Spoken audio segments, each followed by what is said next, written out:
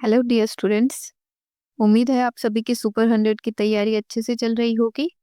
तो जैसा कि आप सभी जानते हैं कि हमने प्रीवियस ईयर्स की एक सीरीज स्टार्ट की हुई है।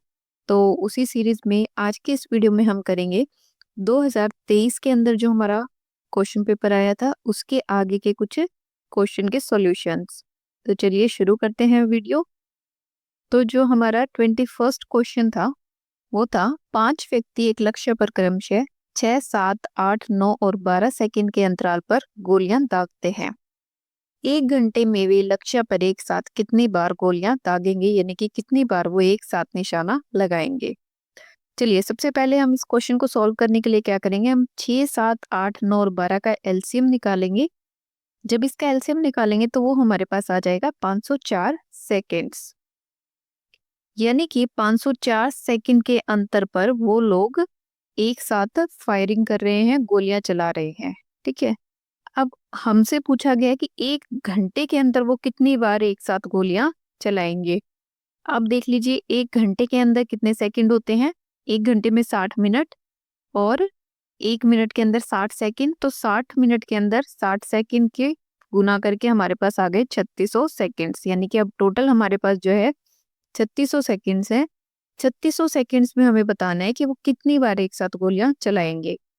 तो एक बार, जब पहली बार वो गोली किस टाइम पे चला रहे हैं, 504 सेकंड पे एक साथ चला रहे हैं, तो 3600 को हमने 504 से डिवाइड कर दिया तो हमारे पास 7.14 आ जाएगा, यानी कि जो अप्रोक्सीमेट हमारा आंसर है वो हो जाएगा 7, यानी कि वो 1 घंटे के अंदर 7 बार गोलियां एक साथ चलाएंगे। ठीक है, नेक्स्ट क्वेश्चन है, एक माली अपने आयताकार बगीचे की लंबाई में 40% की वृद्धि करता है और चौड़ाई में 20% की कमी करते हुए बगीचे के क्षेत्रफल में वृद्धि करता है। तो आपको नए बगीचे का क्षेत्रफल निकालना है। अब देखिए, हम मान लेते हैं कि जो आयताकार बगीचा है उसकी लंबाई हमने L ले ली और चौड़ाई W ले ली।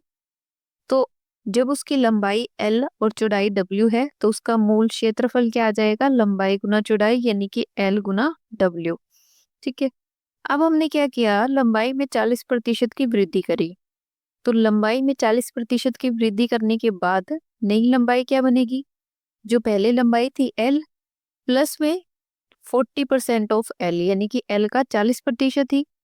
यहां से आप जब इसको सॉल्व करेंगे 40% ऑफ L, इसका मतलब क्या होगा, 40/100 गुणा में L। ठीक है, तो यहाँ से 0 से 0 कट जाएगा। ठीक है, तो ये आपका कितना बन जाएगा, 0.4।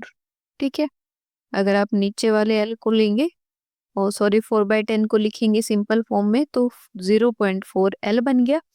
तो ये यहाँ क्या आ गया, L प्लस 0.4 L। तो आपकी जो नई लंबाई है वो कितनी बन गई है, 1.4 L। चौड़ाई में 20% की कमी करी, तो यानी कि पहले चौड़ाई क्या थी, W, उसमें से W का 20% हमने घटा दिया, तो ये क्या बन गया, 20% ऑफ W का मतलब क्या हो गया, 20/100 गुणा में W। ठीक है, तो यहाँ से 0 से 0 कट गया। ठीक है, तो ये कितना बन गया आपका, 0.2 W। ठीक है, तो आपने W में से 0.2 W घटा दिया तो नई चौड़ाई आपके पास कितनी बन गई, 0.8 W। ठीक है, अब देखिए आपके पास नई लंबाई आ चुकी है 1.4 L, नई चौड़ाई आ चुकी है 0.8 W। तो नया क्षेत्रफल कैसे निकलेगा, नई लंबाई गुना नई चौड़ाई, यानी कि 1.4 L इंटू 0.8 W, यानी कि ये आपका मल्टीप्लाई करके आ जाएगा अप्रोक्सीमेट 1.12 LW। L लेंथ और W आपने क्या ली हुई थी, विड्थ, चौड़ाई। ठीक है, अब आपको बताना था कि क्षेत्रफल में कितनी वृद्धि हुई है। तो प्रतिशत वृद्धि निकालने का जो परसेंटेज इंक्रीज का फॉर्मूला क्या होता है, नया क्षेत्रफल माइनस मूल क्षेत्रफल डिवाइडेड बाय मूल क्षेत्रफल गुना में 100। तो यहाँ आप जो नया क्षेत्रफल आपका कितना आया था, 1.12 W माइनस पुराना क्षेत्रफल क्या था, LW डिवाइडेड बाय LW गुना में 100। यहाँ से जब आप इसको सॉल्व करेंगे तो आपके पास आंसर आ जाएगा 12%। तो यानी कि जब हमने चौड़ाई 40% बढ़ा दी और लंबाई 40% बढ़ा दी और चौड़ाई को जब 20% घटाया गया तो नए बगीचे के क्षेत्रफल में 12% की वृद्धि हुई। ठीक है, चलिए नेक्स्ट क्वेश्चन देख लेते हैं अब। एक एपी में एक धनात्मक भिन्न से प्रारंभ होता है और प्रत्येक एकांतर पद एक पूर्णांक होता है। यदि पहले 11 पदों का योग 33 है तो आपको चौथा पद यानी कि फोर्थ टर्म यानी कि आपको निकालना है A4। ठीक है, हमने मान लिया जो एपी दी गई है उसकी पहली टर्म फर्स्ट टर्म क्या है A, उसका कॉमन डिफरेंस कितना है D। ठीक है, तो जो सम ऑफ n टर्म्स होता है Sn वो किसके बराबर होता है n/2 इंटू में 2a plus n-1 into D. इसने क्या कहा, पहली 11 टर्म्स का टोटल जो योग है वो 33 है, यानी कि S11 किसके बराबर है 33 के बराबर। S11 को अब इस फॉर्मूला के अंदर पुट कर देंगे हम। ठीक है, तो यहाँ n की जगह क्या आएगा 11, 11/2 इंटू में 2a प्लस n की जगह फिर 11-1 इंटू डी किसके बराबर है ये 33 के बराबर। यहाँ से जब आपने इसको सॉल्व किया तो आपके पास आ गया a + 5d = 3। अब मान लीजिए a इसने क्या कहा था कि a तो एक भिन्न है यानी कि फ्रैक्शन है, तो d भी फ्रैक्शन ही होगी। ठीक है, अगर फर्स्ट टर्म फ्रैक्शन में है तो कॉमन डिफरेंस भी फ्रैक्शन में ही आएगा, ताकि जो a + d है फिर वो मिलकर क्या बन जाएगा एक पूर्णांक बन जाएगा। ठीक है, ताकि दूसरी टर्म जो है वो हमारी पूर्णांक बन सके। तो इसलिए हमने a और d दोनों बराबर ले लिए। ठीक है, a और d अगर हमने बराबर ले ली, सेम ले ली, इक्वल होनी चाहिए, तो यहाँ इस जो हमारा ये इक्वेशन निकली थी a + 5d = 3, यहाँ पर हम d की जगह a ही पुट कर देंगे, तो a + 5a = 3। इसको सॉल्व करेंगे आप तो a = आ गया 1/2। a 1/2 है तो हमारा d भी क्या होगा 1/2, क्योंकि हमने यही लिया यहाँ से, इसी नतीजे पर पहुंचे थे हम कि a और d इक्वल होंगे, तो a भी 1/2 आ गया, d भी 1/2 आ गया। अब हमें क्या निकालना था A4। ठीक है, A4 या जिसको आप कहते हैं T4। ठीक है, फोर्थ टर्म। ठीक है, तो उसका फॉर्मूला हमारे पास क्या होता है, या आप इसको T4 भी कह सकते हैं। तो Tn का फॉर्मूला हमारे पास क्या होता है, nth टर्म निकालने के लिए Tn = a + n-1 इंटू में d। तो यहाँ से n की जगह आप 4 पुट करेंगे, तो T4 = 1/2 a की जगह प्लस n की जगह 4 -1 इंटू में d की जगह 1/2। तो आप इसको सॉल्व करेंगे तो आपके पास T4 जो है वो कितना आ जाएगा 2। ठीक है, तो आपकी फोर्थ टर्म कितनी आ गई 2। नेक्स्ट क्वेश्चन क्या कहता है, एक मेज पर लाल, हरे और पीले रंग की कुछ गेंदें रखी हुई हैं। जितनी पीली गेंदें हैं उतनी ही लाल गेंदें हैं। पीली गेंदें हरी गेंदों से दोगुनी है, तो लाल गेंदों की संख्या ज्ञात कीजिए। तो हमने सबसे पहले मान लिया कि हमारे पास हरी बॉल्स की संख्या कितनी है x। फिर इसने क्या कहा, जो पीली गेंदें हैं वो हरी गेंदों से दोगुनी है, तो हरी हमने अगर x मानी थी तो पीली गेंदों की संख्या कितनी हो गई 2x। फिर इसने कहा लाल और पीली दोनों बराबर हैं, तो लाल और पीली बराबर है तो इसका मतलब लाल गेंदों की संख्या भी कितनी हो गई 2x। अब हम जो ऑप्शन है उसमें चेक करते हैं। पहले ऑप्शन में इसने कहा लाल गेंदों की संख्या किसके बराबर है पीली प्लस हरी के, तो लाल गेंदों की संख्या कितनी है 2x। 2x = पीली 2x प्लस हरी x 3x, तो 2x + 3x तो इक्वल है नहीं, तो a तो गलत हो गया। बी ऑप्शन में क्या कह रहा है कि लाल गेंदें हरी गेंदों से दुगनी है, तो ये ठीक कह रहा है, लाल गेंदों की संख्या हमारे पास 2x है, हरी की संख्या x है, तो ये सेकंड ऑप्शन जो हमारा करेक्ट है कि लाल गेंदें हरी गेंदों से दोगुनी है। ठीक है, नेक्स्ट क्वेश्चन क्या कहता है, एक माली के पास 1000 पौधे हैं। वह इन पौधों को इस प्रकार लगाना चाहता है जिससे पंक्तियां और स्तंभों की संख्या समान हो, यानी कि जो नंबर ऑफ रोज हैं और जो नंबर ऑफ कॉलम्स बनेंगे हमारे, ठीक है, वो क्या होने चाहिए इक्वल होने चाहिए। इसके लिए उसको कम से कम कितने और अधिक पौधों की आवश्यकता होगी। तो हमें बताना है कि इस 1000 में कितने और पौधे हम जोड़ें कि नंबर ऑफ रोज और नंबर ऑफ कॉलम हमारे समान बने। ठीक है, हमने मान लिया पंक्तियों और रोज और कॉलम की संख्या कितनी है, n है। n ही नंबर ऑफ रोज है और n he number of column. ये देखिए इस तरीके से नंबर ऑफ रोज हो गई आपकी n मान ली हमने, और इस तरीके से ये नंबर ऑफ कॉलम हो जाते हैं ऐसे जो बनती हैं। ठीक है, ये भी हमने क्या मान लिए, n। ये कह रहा है कि जितने हम रो बनाएंगे उतने ही हमारे कॉलम बनने चाहिए। ठीक है, तो इसके लिए हमने क्या किया, हमने इसको n माना। ठीक है, तो यानी कि जो n गुना n है, ठीक है, वो किसके बराबर होगा, 1000 के प्लस में कुछ हमने x मान लिया, या जितने भी एक्स्ट्रा पौधे लेंगे वो चीज हो गई। ठीक है, तो n स्क्वायर किसके बराबर हो गया, 1000 प्लस में जो हमारा x होगा। ठीक है, अब यहाँ से आप नॉर्मली चेक कर सकते हैं कि अगर 1000 के सबसे पास की स्केयर वाली संख्या n स्केयर है, तो n यहाँ n गुना n n स्केयर बन रहा है, यानी कि हमें एक स्केयर वाला नंबर चाहिएगा जिसका स्केयर करें तो वो 1000 के आसपास आता हो। तो अब हमें पता है कि जो 32 का स्केयर है वो कितना बनता है, 1024। ठीक है, 32 का स्केयर कितना होता है, 1024, जो कि 1000 के आसपास है। ठीक है, 32 के स्क्वायर का यहाँ मतलब क्या होगा कि हम 32 ही तो नंबर ऑफ रोज बनाएंगे। ठीक है, और 32 ही नंबर ऑफ कॉलम्स बनाएंगे इस तरीके से। ठीक है, तो ये दोनों चीजें सेम हो जाएंगी, जो पंक्तियां हो गई और स्तंभ हो गए वो सेम हो जाएंगे इस तरीके से। ठीक है, तो यहाँ से आप इसको डायरेक्ट स्क्वायर के फॉर्मूला से निकाल सकते हैं कि 1024 पौधे हमें टोटल चाहिए, उसके पास 1000 पौधे हैं, तो यानी कि 1024 में से 1000 घटाया तो उसे 24 पौधों की और आवश्यकता होगी ताकि वो नंबर ऑफ रोज और नंबर ऑफ कॉलम्स को बराबर बना सके। नेक्स्ट क्वेश्चन क्या कहता है, एक दुर्लभ सिक्कों के ढेर में प्रति 3 प्रति अस्वर्ण सिक्कों पर एक स्वर्ण सिक्का है। ढेर में 10 स्वर्ण सिक्के और डाल दिए जाते हैं और स्वर्ण तथा अस्वर्ण सिक्कों का अनुपात 1:2 हो जाता है। तो ढेर में कुल सिक्कों की संख्या क्या हो जाएगी। हमने मान लिया कि जो स्वर्ण गोल्ड कॉइन्स हैं उनकी संख्या g है और जो नॉर्मल कॉइन्स है उनकी संख्या n है। पहले g और n का रेशो कितना दिया हुआ है, हमें 1:3 दिया हुआ है।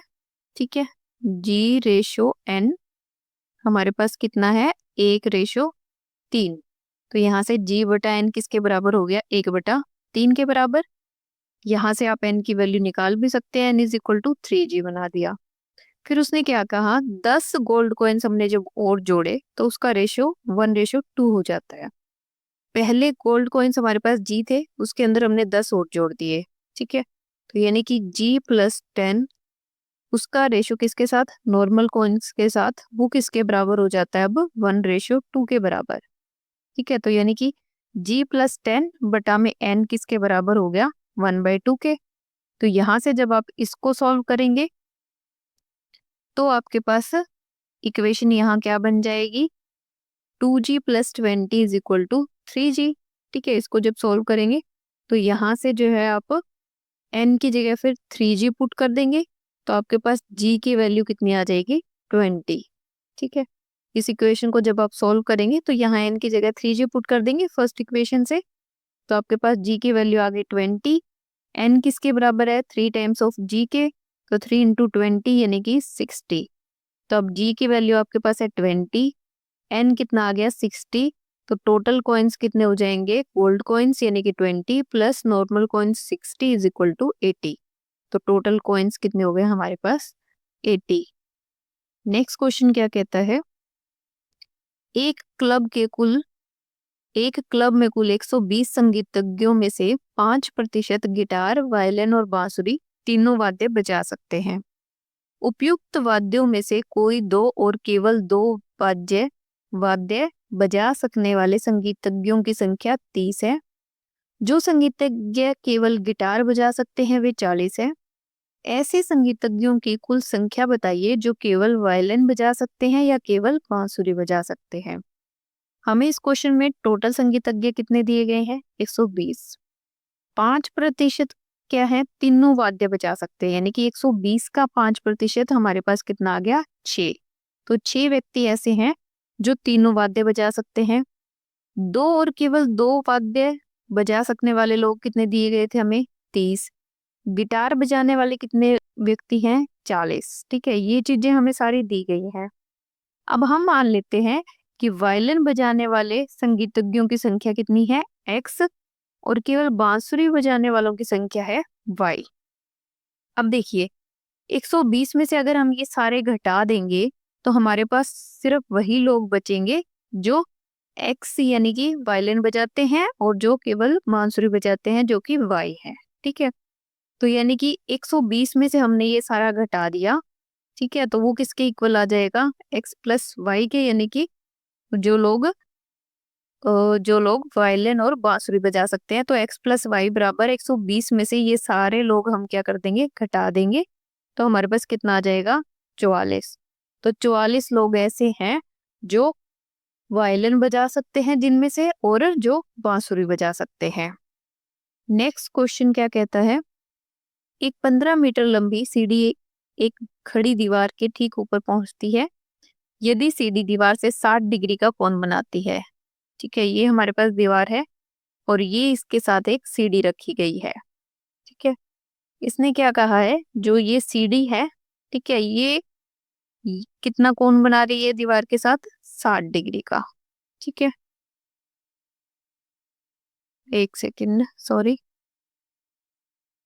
देखिए, ये हमें दीवार दी गई है और ये एक सीढ़ी रखी गई है इसके साथ। ठीक है, ये सीढ़ी है। इसके बाद इसने क्या कहा? सीढ़ी दीवार से 60 डिग्री का कोण बनाती है। ये सीढ़ी जो है इस दीवार के साथ 60 डिग्री का कोण बना रही है। ठीक है, ये कोण आपका कितना हो गया? 60 डिग्री। तो दीवार की ऊंचाई निकालनी है आपको, ये चीज h हाइट निकालनी है दीवार की। ठीक है, हमने मान लिया ये हमारे पास एक ट्रायंगल दी गई है, तो ये हमने ए बी सी नाम दे दिया। ए सी हमारे पास एक सीढ़ी है, बी सी जो है दीवार है, और जो सीढ़ी है वो दीवार के साथ 60 डिग्री का कोण बना रही है। ये कोण हमारे पास 90 डिग्री का हो जाएगा। ये 90, ये 60, तो ये तीसरा कोण भी हम अपने आप निकाल सकते हैं कि ट्रायंगल के तीनों कोणों का जोड़ जो होता है टोटल कितना होता है हमारे पास? 180 डिग्री। ठीक है, तो 90 और 60 कितना हो जाएगा? 150। तो ये कोण जो हमारे पास ये आ गया हमारा 30 डिग्री। ठीक है, ये कोण 30 डिग्री निकल गया। तो तीनों कोण आ गए हमारे पास। अब देखिए, इसने क्या कहा था? सीढ़ी की लंबाई कितनी है? 15 मीटर। तो ये लंबाई हमारे पास कितनी है? 15 मीटर।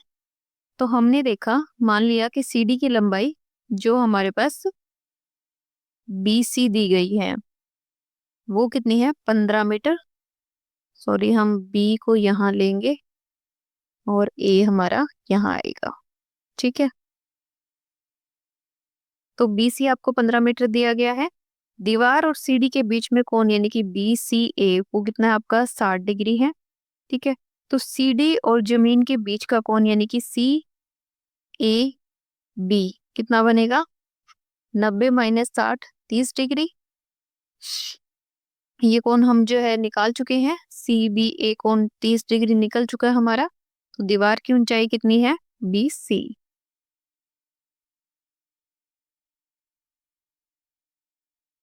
देखिए, अगर हम इसको ABC मानते हैं तो जो हमारा सीढ़ी की लंबाई है वो AC है, वो 15 मीटर दी हुई है। कोण BCA हमारे पास 60 डिग्री है जो सीढ़ी बना रही है दीवार के साथ। तो इससे हम कोण CAB हमने 30 डिग्री निकाल लिया। तो दीवार की ऊंचाई BC है वो हमें निकालनी है। तो इसमें हम साइन थीटा का यूज करेंगे। आपने वो प्रॉपर्टी सुनी होगी, पंडित बद्री प्रसाद हर हर बोले। ठीक है, पंडित बद्री प्रसाद हर हर बोले, सोना चांदी तोले। तो यानी कि ये साइन होता है, यहाँ से ऐसे साइन इज इक्वल टू हो गया परपेंडिकुलर अपॉन हाइपोटेन्यूज। तो परपेंडिकुलर हमारे पास कितना है, परपेंडिकुलर BC हमें निकालना है, हाइपोटेन्यूज हमारे पास 15 है और यहाँ कितना आ जाएगा थीटा साइन 30 डिग्री। साइन 30 की value 1/2, 1/2 is equal to BC/15। यहाँ से जब हम BC की वैल्यू निकालेंगे तो वो आ जाएगी 7.5 मीटर। तो जो हमारी दीवार है उसकी हाइट कितनी आ गई, 7.5 मीटर। नेक्स्ट क्वेश्चन क्या कहता है, एक सरल रेखाखंड 36 सेंटीमीटर लंबा है।